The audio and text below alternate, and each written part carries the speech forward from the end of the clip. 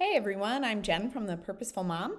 I'm popping on today just with a sort of quick, random, last minute video because lately I've been thinking about the idea of connecting with your kids or reconnecting with your kids when they come home from school. So you might be like me and have all of your children in school right now, and you may either work from home or work outside the home, or perhaps you are at home doing other things during the day.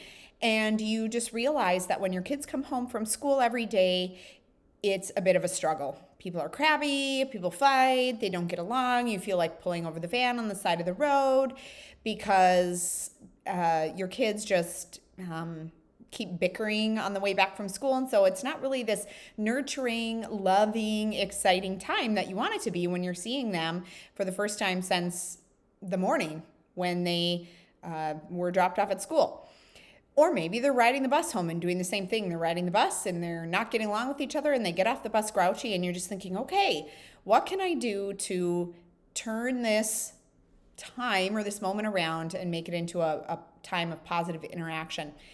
I've just been thinking about that a lot lately because I've been in that position where I kind of just want everyone to come home and go to their rooms because nobody can seem to be pleasant with each other or play together kindly or speak to each other kindly. And then it makes me grouchy as a mom too. So I began to think about some ways that I could work on reconnecting with my kids when I go and pick them up and I bring them home from school. Then what next? So I wanted to share a few of my ideas with you. These are things that I have tried and these are things that I'm going to try. And so hopefully they are helpful to you in giving you some tips if you're ever dealing with this kind of a situation. So the first thing that I try to do when my kids get home from school is sort of step back and get a 30,000 foot view of the situation. So I don't necessarily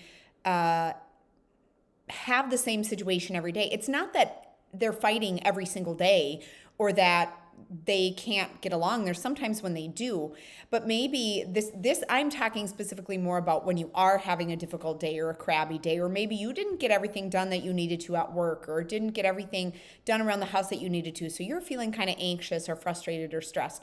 So that's sort of the situation we're talking about. We're not necessarily talking about those days when things go smoothly.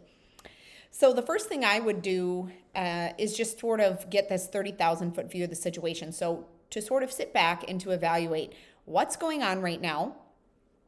What could the real reason be why this stressor is happening right now? What's triggering that stressor? And then what can I do as a mom to help alleviate some of that stress? Or what can I do to help turn the situation around in a positive way? And it's easy to just be reactionary rather than being proactive in your motherhood. And I've done that many, many times. And so there's no judgment here. It's just understanding the reality that we probably don't want to respond reactively. We want to respond proactively so that we can have a positive way of reconnecting with our kids and helping them reconnect with each other at the end of the day too.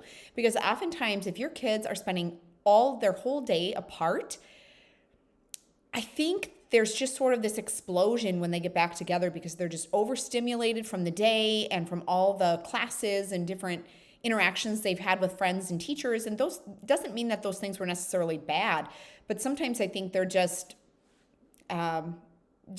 overdone. They're done. They're done with whatever they were doing, and it kind of can bring up some sort of negative emotions and just some sort of stressful situations. And so if I'm looking at a situation and I say to myself, okay, the younger two are fighting, the older two are annoyed at the younger two for fighting, why is this happening? And what can I do to facilitate this situation to bring it back in and to make it more positive? And so I might look at a situation where my younger two are fighting and I might say, okay, when we get home, we talk about not isolating our kids in their rooms and things like that because we don't want them to banish them and send them away. But maybe we get home and we say to ourselves, okay, as the mom, what can I do to kind of diffuse the situation? And sometimes what I find does help is when they get home to have them hang up their things, put their shoes away, and what have you, and then to have them go outside. So I will go outside with them. I have my older two go outside too, because I think that it does on some days affect my kids more than others to be in the school building. And yes, they have recess and they have phy ed, or PE is what my 10-year-old tells me to call it now. They don't call it phy ed anymore, he says. But I think the PE and the recess are good, but I think there's still some decompression that needs to take place. And so that taking your kids outside accomplishes two purposes. It helps them to decompress and it helps you to reconnect with them. So putting down whatever you think you need to do and going outside with them and interacting with them, going on a walk, going to the playground, getting your older kids to be a part of that. Maybe if you have a younger one at home and they've just finished their nap, that'd be a great opportunity to take a walk, take everybody with you. And I realize in the winter that's a little bit harder. I live in a cold climate, so I know what it's like to not necessarily be able to go on walks all the time in the winter. But typically, most times of the year, you can accomplish that. And I think that does allow just for a break in the day and kind of a break in the mood too. Another thing I would say is consider whether or not your kids are hungry. A friend of mine told me many, many years ago that she realized that part of the reason that her preteen and teenage sons were so crabby after they got home from school was because they were hungry and they needed protein to eat. And so I try to feed my kids a snack with protein in it, if it's like celery and peanut butter with raisins, or apples and peanut butter, or some slices of cheese and some crackers or beef sticks or whatever. But it's interesting, you watch those Snickers commercials about being hangry. I think that's a real thing, and that's a real thing for kids when they've gotten home from a long day at school. So kind of try and figure out, is that maybe my child's problem? Is that they're emotionally frustrated because they really are hangry, they're hungry, and they need to have that need met. And then I think too, even for me as a mom, I think it's easier for me to reconnect with my kids if I'm prepared for things like supper. I'm not home every single day. I work at home sometimes, obviously on this blog, and then sometimes I work outside the home at my other job. And so I'm not always home before school ends. And so then there are days where I'm not super ready for supper. So that can also be a contributing factor to stress, because I get home and then rather than talking with my kids or playing with them, I am just thinking and stressing about what is for supper, what are we going to eat, why didn't I think to pull anything out of the freezer in the morning? So having a meal plan and having some really easy ideas in place, even if you're not home during the day, can really help in that regard, because then your mind also is not distracted. And that's another thing too that I want to talk about. So a second thing I want to talk about is figure out what you're distracted by and if that's keeping you from connecting or reconnecting with your kids. So I talked about the meal aspect of it, the meal planning, but I think this is going to be different for everybody. I think people are distracted. We're distracted by all sorts of things. And a lot of times, automatically, one of those things is technology. And that is a problem for most people, actually. I think we really are distracted by our phones, and our brains just work in a strange way when we're on social media or when we're on the internet and scrolling through things, and it's almost like our brains say we want more, more, more, and it's like an addiction thing where you really do sometimes have a hard time stopping and putting down that screen. So if that is an issue for you, you can find different ways to deal with that. There are obviously lots of resources online that you can look at if you're battling sort of a screen time addiction or feeling distracted by your phone. And I find for me, what helps the most is literally just to turn my phone off and put it somewhere really inconvenient, like in my closet, up on a shelf, where after a while, I just kind of don't think about it being there, and then I don't have to check it all the time. And understandably so, sometimes you have to keep your phone with you. Maybe you're receiving an important call, or you want to make sure that you're, hearing from your spouse when they're ready to come home, or when you're coordinating picking kids up from different stuff after school. So it's not that you can't have your phone ever, but it's just, if that is an issue for you, find some coping mechanisms that allow you to say, I need to use some self-control. Lord, would you give me the self-control to put my phone down, to put it aside, so that I can focus and concentrate on my kids. And Sometimes there are things where I'm like, oh yeah, I have to order that thing, or I have to look that information up, or I have to look at that school email. Write down, find a little post-it note and keep that in your kitchen and write down things. Like if you think, oh, there's something I really need to do on my phone, unless it's obviously an emergency or something, just write it down and then do it later after, at night or later on if kids are doing screen time or whatever, and you have an opportunity to do that. And so I think that's a pretty easy way to just let go of that distraction. Another thing too that I would encourage you to do is to find ways to talk to your kids about their day. When they get home, one of the first things that I do with my younger two kids is I give them a hug. Because that physical contact is important too. I think sometimes if you've got like stressful situation in the car and you're getting frustrated and they're getting frustrated, sometimes it really just breaks the ice to just physically, once they get in the house, to just physically hug them and get down on their level and say, I love you and I want to hear about your day at school. And then you take the time, take 5 or 10 minutes to start to just talk to them about their school day. So one thing I will do with my younger two, and even with my older two to a certain degree too, although sometimes that conversation just happens naturally later at night because there are things that we talk about with our junior high and high school kids that obviously maybe we don't really want the younger two to hear about if they're going through a struggle or something like that. But one thing I do with them is I say, what was the happiest part of your day and what was a part of your day that made you sad? Or what was a part of your day that was really exciting? Or did you do anything new in school today? Or, if you have their schedule and you know what specials classes they're doing, some days my kids do music, some days they're doing Spanish, etc. And I might say, what's a new Spanish word that you learned this week or something like that? Just trying to personalize it and showing your child that you really do care about what they're doing and just really, want to be engaged in what's going on. Because I think sometimes for me, when my kids are at school all day, they go to a Christian school and I know they're learning a Christian worldview there and they have Christian teachers and that is fantastic. But I think sometimes then I put myself as a parent on autopilot and I don't necessarily take as much time as I should to really talk to them about what they've learned or any questions that they might have about something. And so just doing that and just showing that you're interested in them. Sometimes that seems to cool down their emotions because you're focusing attention on them and it's not negative attention. It's not stop doing that, stop fighting with your sister, which believe me, I've said that many, many times, but it's saying, it's positive attention. It's, I want to give you a hug. I love you. Tell me something about your day. And you're turning that sort of stressor into something that can just help them to relax and have a conversation with you. I also do think that there sometimes are times where our kids, I find this more with our older kids than our younger kids, where they actually do need time alone because some personalities refresh by being alone. I am like that.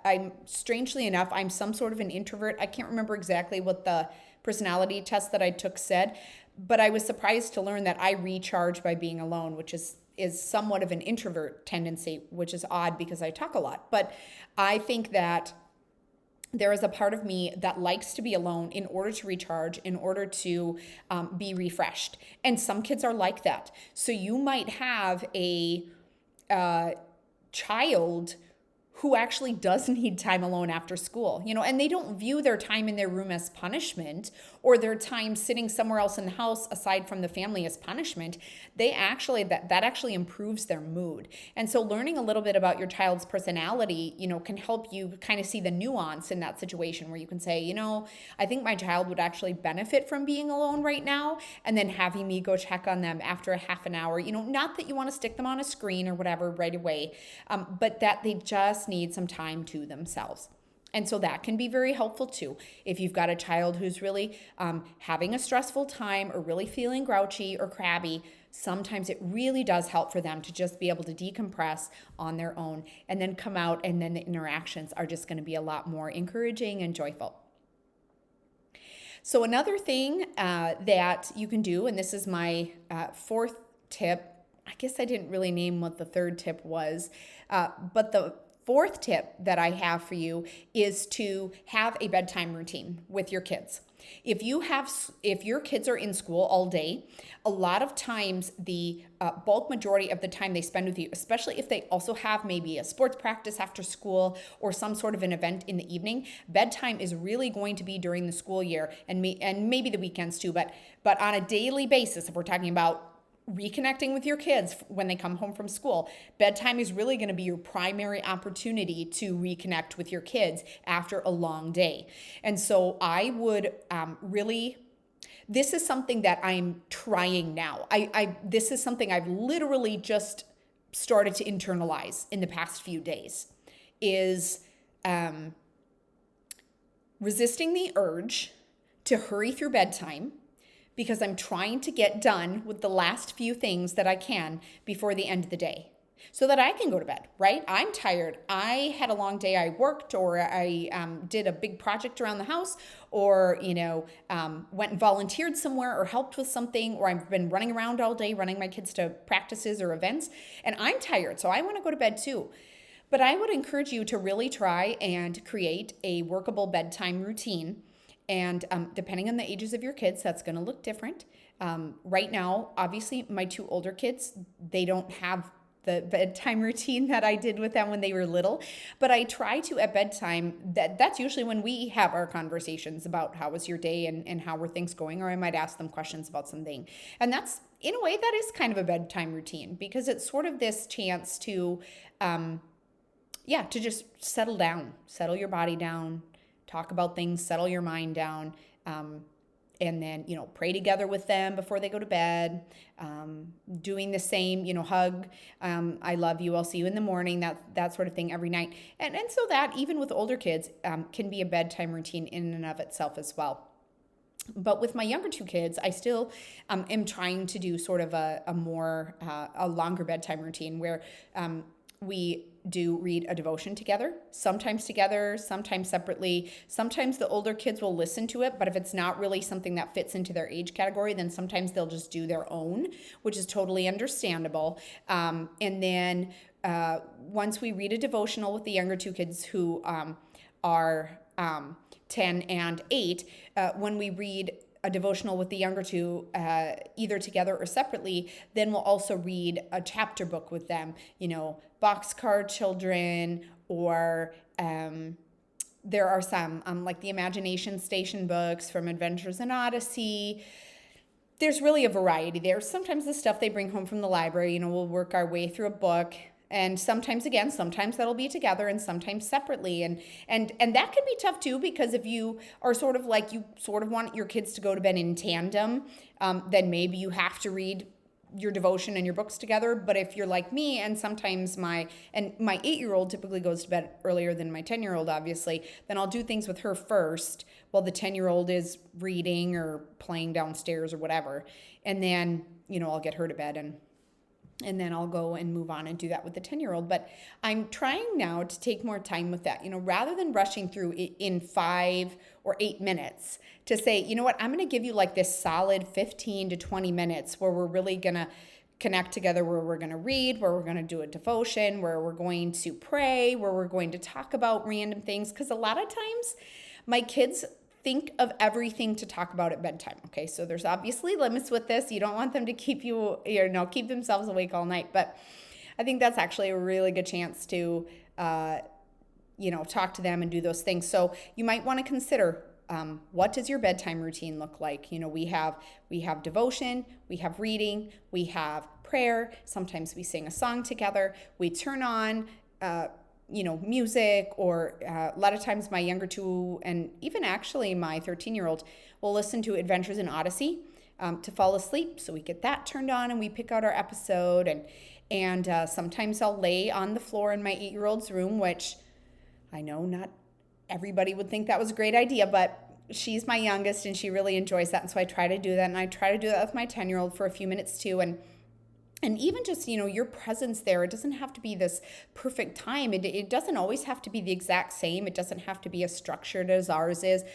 Kids thrive on routine, but obviously everyone's life and schedule is different.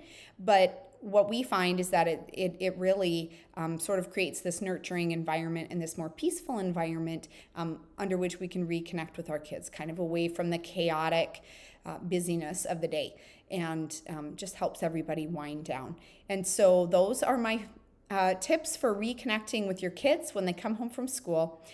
I hope that they're helpful to you. I hope that they encourage you. I hope that you know that the Lord will lead and guide you in how you can continue to connect with your kids, even on the busy days and the crazy days. And don't worry if it's not perfect every day. That's not what it's about. It's more just to get you thinking and to get you praying about, Lord, if there is a stressor here, or if there's just negative interaction that I'm having with my kids, please turn that around and help me to take steps to help that turn around, so that we can just have a more peaceful and joyful culture in our homes, and to help us in our purposeful interactions and ways of connecting with our kids as we move through motherhood. Have a great day.